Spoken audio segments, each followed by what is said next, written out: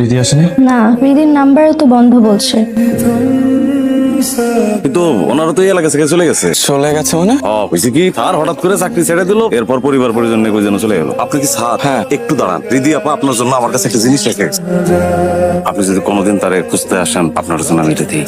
আমি হারিয়ে যাচ্ছি, পারলে আমাকে খুঁজে বের করো, এটাই আমার ফোর্থ উইশ। আমার মনে হয় হিডি তোরে ব্লাড দিছে, তুই মনে হয় ওরে আর খুঁজে পাবি না। রিদির সাথে এতদিন মিশেও রিদিকে চিনতে পারলাম না, রিদি এমনটা করতে পারলো? দিদি বাগনির ঠিকানা পাওয়া গেছে। কি বলো না? দপ্তরি স্যারের পটায়া দিদি বাগনির ঠিকানা বের করছি। জন্ম সনদে স্থায়ী এবং বর্তমান ঠিকানা একটাই, সিলেট।